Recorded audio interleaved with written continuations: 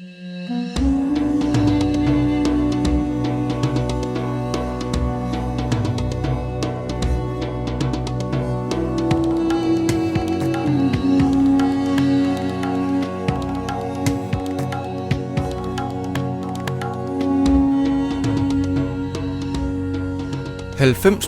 af fysisk lidelse skyldes psykisk ubalance. For tusinder af år siden var et hospital et sted med planter og dufte af blomster. Først og fremmest bad man en syg person sætte sig og meditere en dags tid for at finde det, personen frygtede. Frygt er den største årsag til al sygdom. Frygt for at miste, eller måske frygt for andre. I 10.000 af år har meditation og intention været meget stærke metoder til blandt andet at helbrede sig selv med. Der findes mennesker, som dokumenteret kan hele sig selv på minutter foran læger og måleudstyr. De fortæller, at den healende styrke kommer fra Gud, Allah, også kendt som The Force eller livsenergien. Healing er meget virkelig, og med troen på det guddommelige kan healing blive et af de kraftigste redskaber til helbredelse for både healer og klient. Hvis man fokuserer på at undgå sygdom, bakterier og lidelse, vil man med sikkerhed tiltrække alt det. Hvis man fokuserer på at være rask og hvordan man kan gøre sig selv bedre, vil man med sikkerhed tiltrække det. For tusinder af år siden fandtes der præstehealere. En præstehealer var typisk en person, hvis sind let gled væk fra denne verden og ind i fantasiens verden. Sådan en præstehealer havde stor guddommelig kontakt, hvilket i dag ses ved højt kreative og fantasifulde personer. Healing bliver stærk, når personen, som udfører healing, har et stærkt visuelt sind, som kan forestille sig, hvad healingen skal gøre ved den, som skal heales.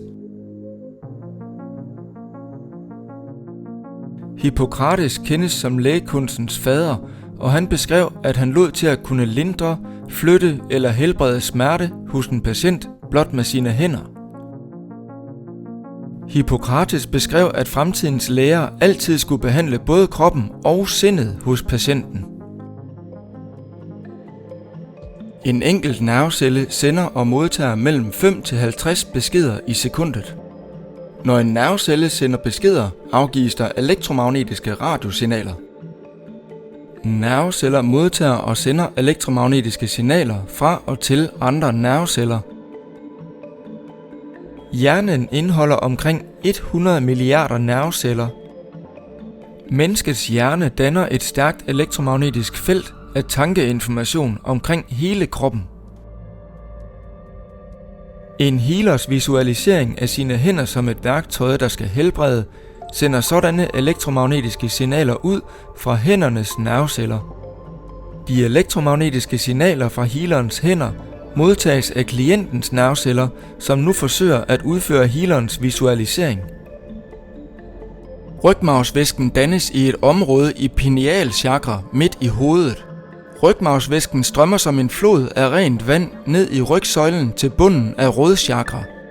Rygmarvsvæsken beskytter hjernen, bringer næringsstoffer og fjerner affaldsstoffer. Rygmarvsvæsken er esoterisk kaldt navne som for eksempel Jordanfloden. Rygsøjlen har 33 ryghvirvler. 31 af ryghvirvlerne har udspring af nerver. I hver side af en ryghvirvel udspringer der nervebundter fra det sensoriske nervesystem, hvorfra hjernen modtager information fra kroppens sanser. Hver side har også nervebundter fra det motoriske nervesystem, hvorfra blandt andet kroppens muskler og organer modtager information fra hjernen.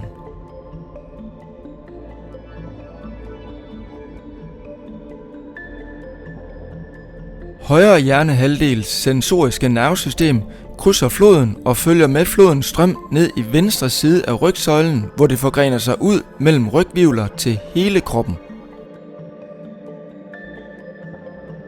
Venstre hjernehalvdels sensoriske nervesystem krydser også floden og følger med flodens strøm i højre side af rygsøjlen, hvor det forgrener sig ud mellem ryghvirvler til højre side af kroppen.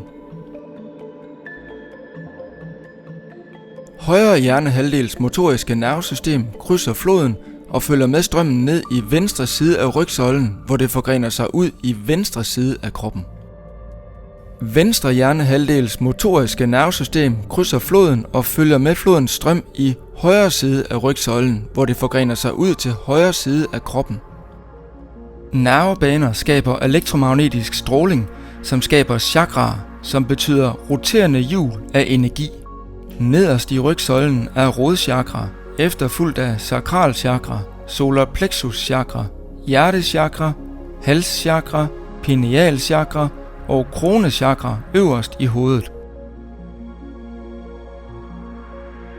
Kronechakra har flest nervebaner, derfor har kronechakra højest elektromagnetisk frekvens. Rodchakra ved kønsorganer har færre nervebaner og er længst væk fra hjernen, derfor har rodchakra lavest elektromagnetisk frekvens. 500.000 motoriske nerveceller signalerer nedad i rygsøjlen, mens hele 10 millioner sensoriske nerveceller signalerer opad i rygsøjlen. Der er derfor stærkest elektromagnetisk aktivitet opad i rygsøjlen. Med tommelfingerreglen i elektromagnetisme peger højre hånds tommelfinger opad langs strømmens retning, og de 4 fingre viser magnetfeltets retning. Kroppens chakra roterer altså mod urets retning, set oppe fra hovedet og nedad mod fødderne. Elektromagnetisk stråling tiltrækkes af vand, så stråling fra nervebaner finder også veje i kroppens væv og væsker. Disse veje kaldes nadis.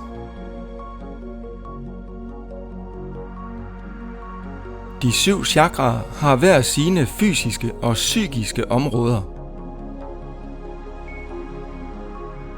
Rodchakras fysiske områder er bækken, kønsorganer, potens og væskefunktioner. Rodchakras psykiske områder er overlevelse, tryghed, materialisme, økonomi, hjem og tilhørsforhold.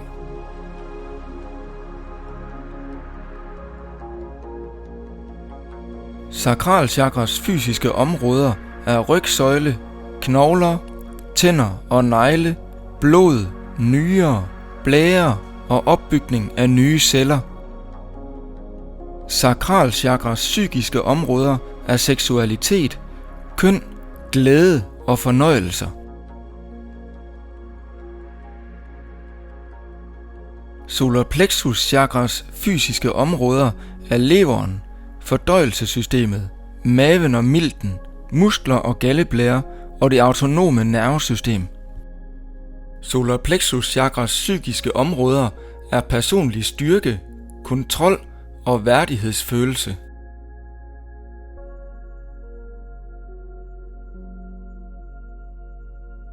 Hjertechakras fysiske områder er hjerte- og blodcirkulation, immunsystem, nedre lunger, brystkassen og huden.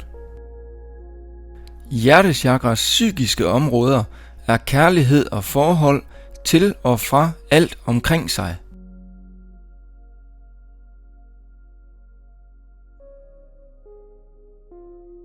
Halschakras fysiske områder er kæbe og nakke, hals og stemme, luftveje, øvre lunger og arme. Halschakras psykiske områder er udtryk igennem tale.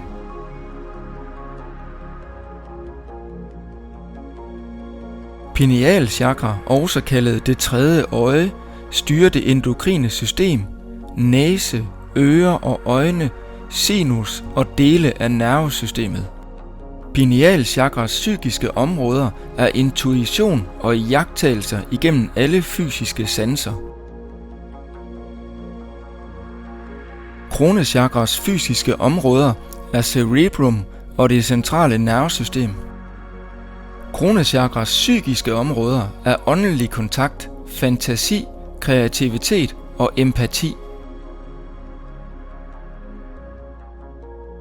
Hvis man gerne vil udleve noget i det psykiske område af et chakra, men tilbageholdes af noget, vil der opstå sygdom i den fysiske krop i chakraområdet. Hvis man ignorerer sin åndelige kontakt, risikerer man at kvæle dele i den fysiske hjerne, som opfatter det åndelige, og i samme område findes empati, som måske forsvinder med kontakten til det åndelige. Kroppen holdes sund, rask og funktionel ved normal flow af væsker og særligt blod, som pumpes rundt i blodkar. Ned ad rygsøjlen fordeles blodkar ud til og med nervebaner i hvert chakra. Et blodkar kan sammentrække eller udvide sig. Når et blodkar er sammentrukket, er det vanskeligt for blod at komme igennem. Sker der sammentrækning af blodkar i et chakra, så stiger ens blodtryk. Når et blodkar er udvidet, er det let for blodet at strømme igennem. Hvis blodkar er udvidet for meget i et chakra, er der mindre blod til de andre chakraer. Om blodkar skal være sammentrukket, udvidet eller normal størrelse, bestemmes blandt andet af ens tanker.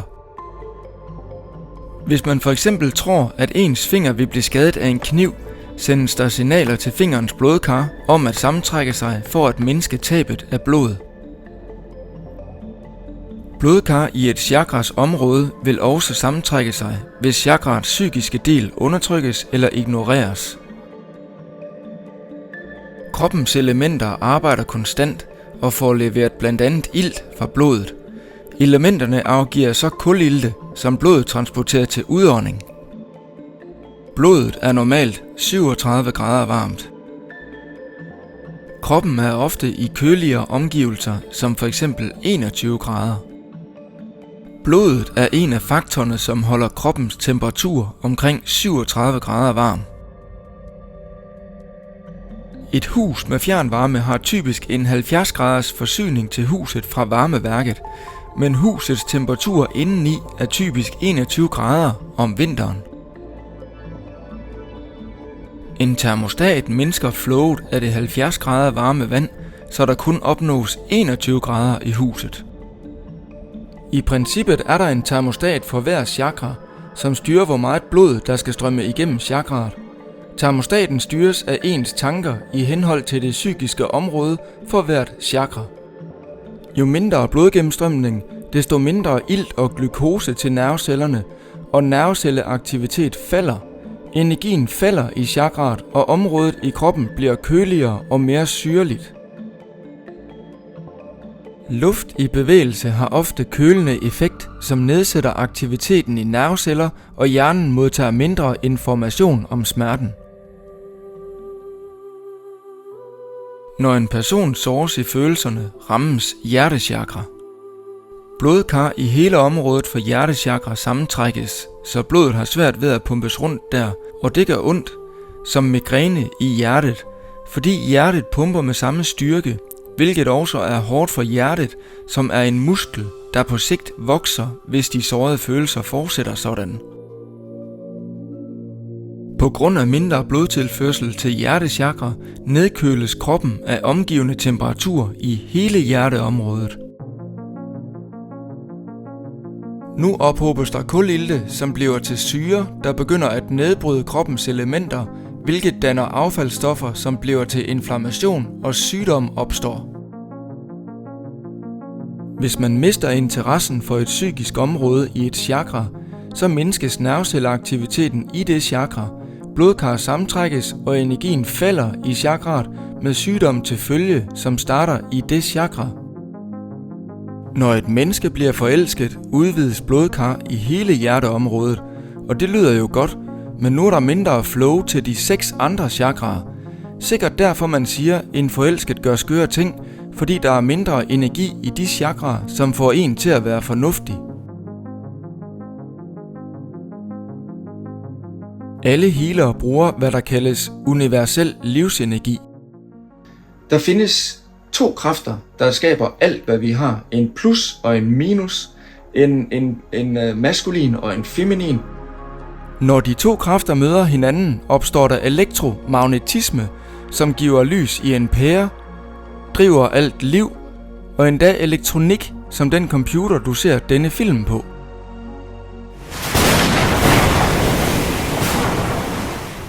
Den universelle livsenergi er et resultat af én magnetisk kraft og én elektrisk kraft hvorimellem livsgnisten, livsenergien, opstår. Mennesker påvirker hinandens elektromagnetiske energier på daglig basis, både konstruktivt og destruktivt, og for det meste ubevidst. Dyr er ekstremt følsomme over for menneskers energier. Hvis et kæledyr er syg, findes årsagen oftest hos det eller de mennesker, dyret bor med. En healer har altid til hensigt at berolige klienten og manipulere universets elektromagnetiske livsenergi til klientens krop, hvilket har næsten omgående konstruktiv effekt. Ved elementær healing kan en klients tilstand diagnoseres ved en særlig enkel metode. Et glas varm kaffe på bordet afsætter hurtigt varme, og et glas isvand afsætter hurtigt kulde. En person kan tydeligt mærke, hvor det kolde glas vand har stået, og hvor det varme glas kaffe har stået. Hænder kan sense forskel i temperaturen på blot 0,02 grader Celsius. Ved elementær healing og gateway healing vil en healer mærke efter temperaturforskelle på personens ryg fra nakke til lænd. Typisk er det venstre modtagende hånd, som bevæges i denne hastighed fra nakke til lænd flere gange. Teknikken kaldes scanning. Metoden afslører, i hvilke områder personen har udfordringer. Det for varme område har udvidet blodkar, hvilket indikerer for stor fokus i det område. Healeren vifter med hånden, som bevæger luften, der har kølende effekt, og blodkar sammentrækkes en smule.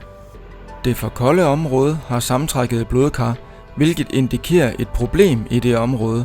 Healeren placerer sin hånd eller hænder der, hvilket varmer området, og blodkar udvides. Livsenergien skabes af en elektrisk og magnetisk strøm, som blandt andet løber langs jordens overflade, og den fokuseres inde i et tempel. Templer til healing vender altid med ind- og udgang mod øst.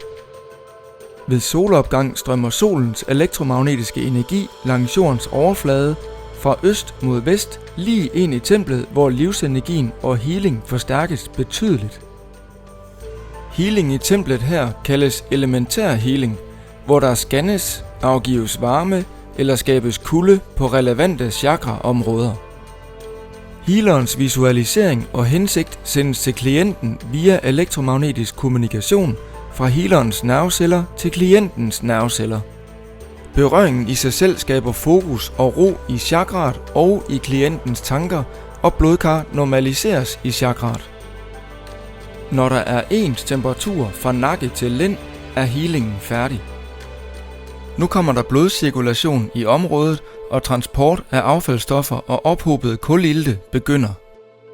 Affaldsstoffer kommer i frit omløb, mens de udrenses, som kan medføre ubehag, kvalme og opkast efter healingen, hvilket er tegn på, at healingen er effektiv. Healere anbefaler at drikke et helt glas vand efter healing, og at drikke mere end normalt vand de efterfølgende dage, fordi kroppen bruger vand til at skylle affaldsstoffer ud med. Healeren taler med klienten om de chakraområder, der var i ubalance, så klienten kan arbejde med sig selv i de områder. Dagene efter healingen kan klienten opleve, at specifikke psykiske ting bliver synlige, som er årsagen til, at klienten var syg eller dårlig til at starte med, og derfor havde brug for en healer. Den venstre hånd er den mest sensitive hånd, som derfor kaldes den modtagende hånd. Nogle healere bruger venstre hånd til at føle energien i en klient, og højre hånd til at heale med. Gammel indisk kultur slår fast, at venstre hånd er den feminine modtagende hånd, ligesom hele venstre side af kroppen er feminin, altså særlig sensitiv, hvor den højre side af kroppen er maskulin og bruges til hårdere opgaver og er derfor mindre sensitiv. Gammel indisk kultur beskriver, at man bør vende sig til at modtage ting med venstre hånd og give ting med højre hånd, for at bevare den naturlige feminine og maskuline balance i krop og sind. Videnskabelige forsøg lavet af blandt andet Oxford University viser, at hjernen hurtigere modtager sensorisk information fra venstre hånd, samt at højre hånd er hurtigst til motorisk information. Højre hånd er styret af venstre maskuline hjernehalvdel, som planlægger og udfører opgaver. Maskulin betyder udadvendt aktion, at give noget. Venstre hånd er styret af højre feminine hjernehalvdel, som er kreativ, fantasifuld og særligt følsom. Feminin betyder indadvendt, at modtage noget. Højre hånd foretrækkes af de fleste til hårde opgaver, mens venstre hånd foretrækkes til at styre med. Kroppen har totalt 500.000 nerveceller i det maskuline motoriske nervesystem, mens der er hele 10 millioner nerveceller i det feminine sensoriske nervesystem. Hjertet pumper friskiltet blod ud i den store aorta-blodåre, som starter mest til venstre i kroppen ved hjertet og tæt på venstre arm.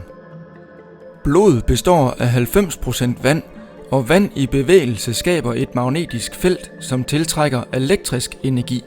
Hjertet pumper blodet ud i den store aorta-blodåre i venstre side af kroppen, hvilket i sig selv skaber stor magnetisk kraft.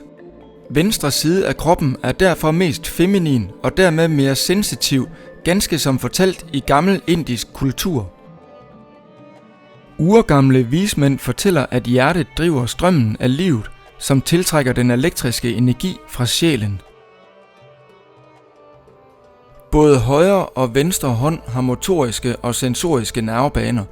Derfor kan både højre og eller venstre hånd bruges til at føle med og hele med. Reiki betyder universel livsenergi. Reiki bruger særlige japanske tegn baseret på Indiens kultursprog, sanskrit. Tegnene kan tegnes i luften eller i healerens hænder og forbedre livsenergiens flow. Nogle Reiki-healere bruger kun tegnene til træning, og senere bruges kun ren intention om, at kilden af livsenergien helbreder klienten. Ved Reiki-healing bruger healeren sin intention og nogle gange berøring ved hovedet, hænder, fødder eller dele af kroppen. Fjernhealing, det er noget, jeg har prøvet på min egen krop for en 6-7 år siden. Et tidspunkt, hvor jeg ikke troede så meget på fjernhealing, men mere på fysisk tilstedeværelse healing, som jeg selv havde lært på det tidspunkt. Min ven er dog til en afsluttende prøve i Reikis fjernhealing, og jeg bliver ringet op, mens jeg er ude og gå en tur i skoven en kold dag. Han spørger, om jeg vil være prøvekanin til hans fjernhealing, og det vil jeg gerne. Han spørger, om der er nogle områder på kroppen, som der trænger til healing, og egentlig nej. Men lige den dag havde jeg lidt øm hofte efter noget træning, jeg har lavet. Og han siger, det vil han gerne heal. Så jeg fortsætter så med at gå i skoven, og efter lidt meget kort tid, der bliver mine hænder sindssygt varme. De er sådan overnaturligt varme, fordi det er en kold dag, og jeg har dem jo i lommerne, fordi mine hænder, de fryser altid, når det er koldt. Der skal meget til for, at jeg får varmen. Kort tid efter, så ringer min ven op, spørger, hvad så, kunne du mærke noget ved den fjernhealing? Har din hofte det bedre? Så siger jeg, jo, men det har den vel egentlig? Jo, det har den. Men der skete noget mærkeligt. Mine hænder, de blev sindssygt varme lige pludselig. Og min ven, han bliver sådan helt vild. Sådan, det virker, så virker det. Der er sådan en bamsehåb, der skal forestille at være dig. Og jeg ved jo, at du gik i skoven, og du altid fryser dine hænder. Så jeg har lige varmet dine hænder også. Og jeg blev sådan helt, what? Og det gjorde han også. Og så blev vi glade, fordi det virkede. Det virker. Vi kan ikke forklare hvordan, men det virker. Og jeg er stadigvæk funderet over, hvordan fungerer det. Og det skulle tage 7 år, fordi det er først her inden for de seneste 3 år, at jeg fandt ud af, hvordan fjernhealing fungerer. Der findes 2 kræfter, der skaber alt, hvad vi har. En plus og en minus. En maskulin og en feminin.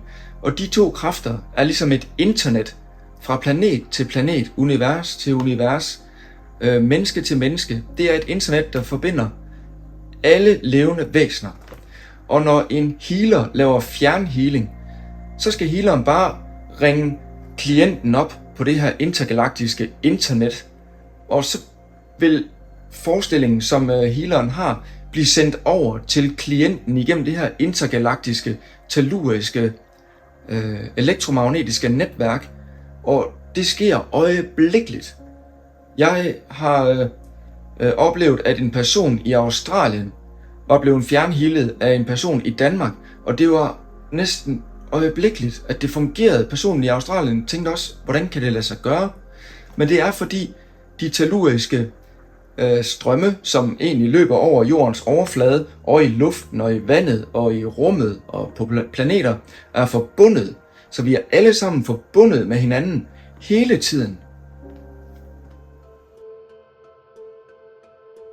Healere kan også anvende krystaller, som placeres på kroppens chakraer. Krystaller kan opdeles i feminine magnetiske og maskuline elektriske. Kvartskrystal er lavet ved hydrotermisk aktivitet og er derfor magnetisk for den elektriske del af elektromagnetisme. Den elektriske del omkredser konstant det feminine krystal.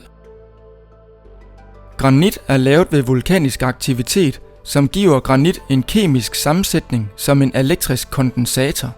Granit tiltrækker og oplader den elektriske del af elektromagnetisme og afgiver den elektriske del efter nogle minutter, alt efter størrelse af krystallet. Hydro betyder vand, som er feminin. Krystaller lavet ved hydrotermisk aktivitet er feminine, som for eksempel kvartskrystal.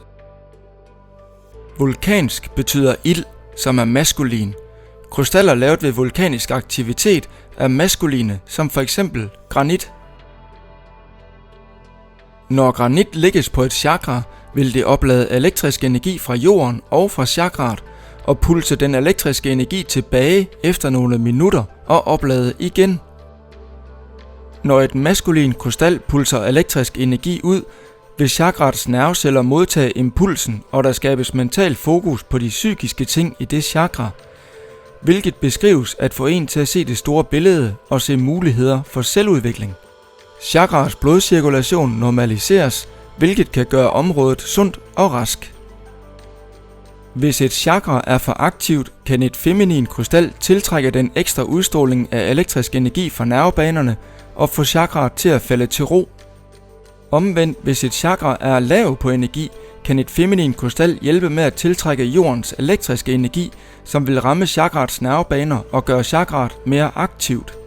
På den måde er et feminin krystal perfekt til at skabe den rette balance i et chakra. Der findes flere særlige krystaller, og der kan sagtens lægges flere krystaller på et chakra. Nerveceller er følsomme over for tryk og lydtryk. Bestemte lydfrekvenser påvirker hver enkelt chakra, så chakraet bliver aktivt og eller balanceret.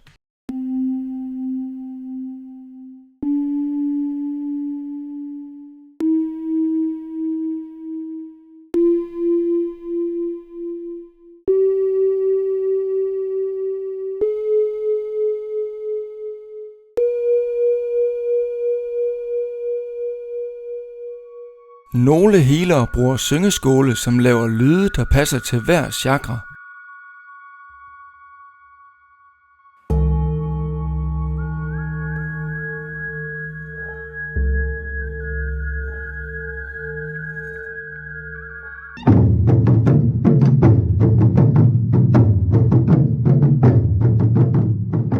Dybe trommelyde som dem her stimulerer typisk rodchakra. Undersøgelser viser, at dybe lyde og dybe trommer helbreder kroppen og holder den ung. Rodchakra styrer væskebalancen i kroppen, og et sundt rodchakra psykisk og fysisk giver optimal væskebalance. For lidt eller hæmmet aktivitet i rodchakra kan give inflammation i hele kroppen, som f.eks. gigt og knogleskørhed.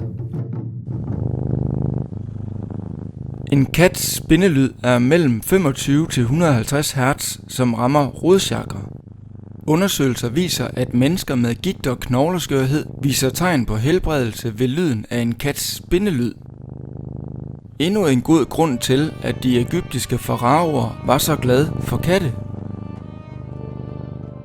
Hotstone Healing Massage anvender opvarmede lavasten. Varmen tvinger blodkar til udvidelse, så blodet og væsker kan rydde op i kroppen. Lavasten er maskuline og fungerer som en kondensator, der oplader og pulserer jordens elektriske energi, hvilket fremmer healing.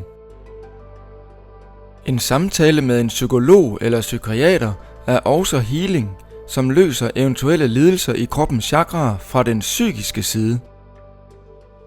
Alle mennesker kan heale. Healing er også, når et barn eller en person holdes om og trøstes. Dyr kan heale, og mennesker kan heale dyr.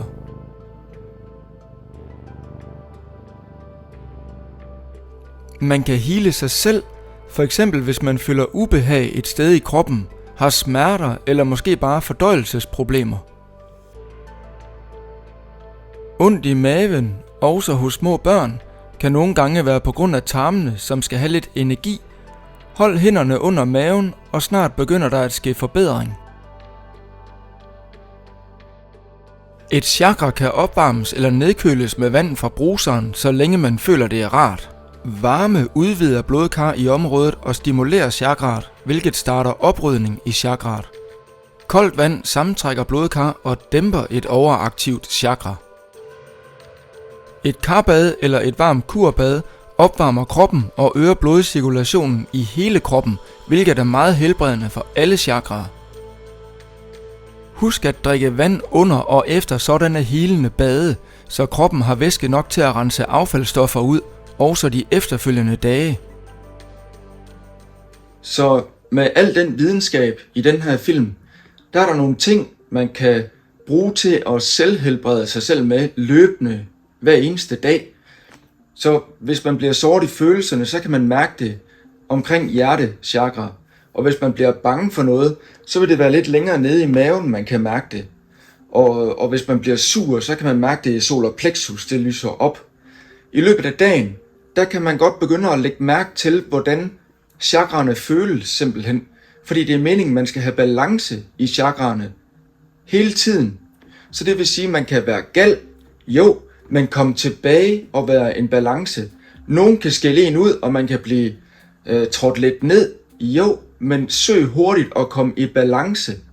Det er sådan, man holder sin krop ved lige, fordi sindet har en enorm styrke i nervecellerne, som påvirker den fysiske krop. Så når vi begynder at indse det, så er det altså sindet, vores personlighed, vores tanker, vi skal bruge til at balancere vores fysiske krop med. Det kan man altså nå rigtig langt med.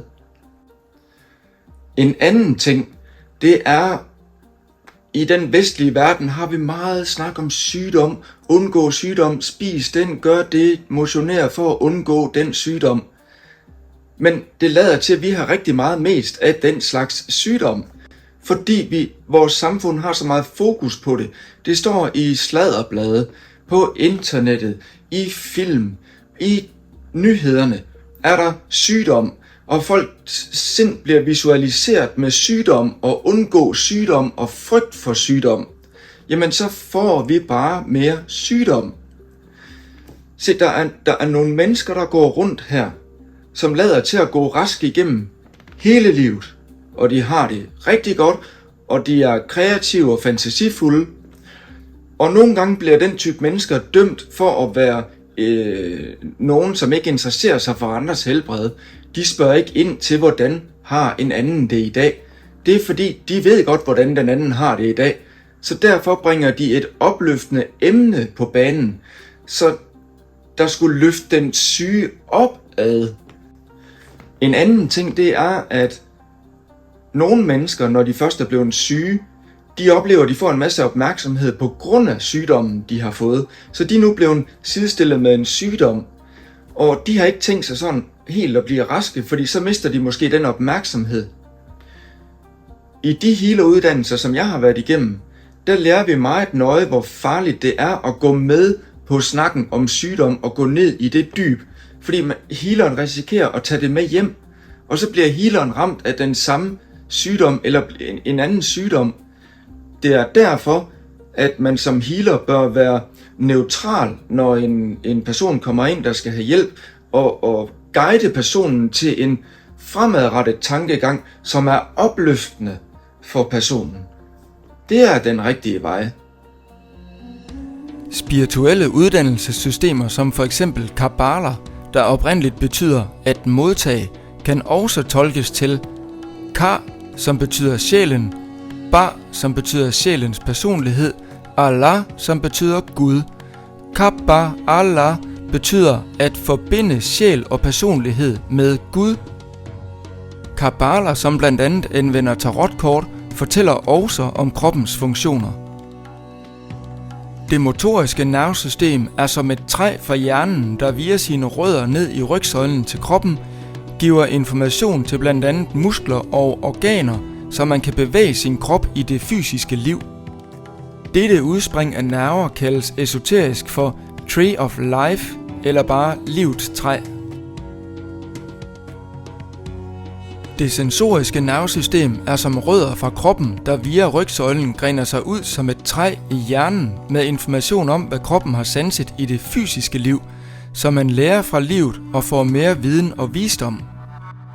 Dette udspring af nerver kaldes esoterisk for Tree of Knowledge eller bare kundskabens træ. Odin fra nordisk mytologi hang sig metaforisk i kundskabens træ i 9 dage for at få mere visdom. I tarotkort er den hængte mand faktisk guden Odin, så trækker eller får man dette tarotkort, bør man søge mere viden og visdom, som er sundt for sind og krop. Man kan metaforisk sige, at underverdenen er rodchakra, fordi nervebaner udspringer sidst der, dybest nede i rygsøjlen, og pinealchakra øverst over rygsøjlen er Guds rige, da ordet pineal kan oversættes til Guds hus. Således har et af tempelriddernes gamle gemmesteder, Gizers Castle, et billede af Jakob og hans stige med 33 trin til himlen, Guds rige. Ligesom at der er 33 rygvivler fra rodchakra til pinealchakra. På stigen med de 33 trin går der engle op og ned, ligesom der er nerveceller op og ned i rygsøjlens 33 trin. En engel er en budbringer, nøjagtigt ligesom en enkelt nervecelle er.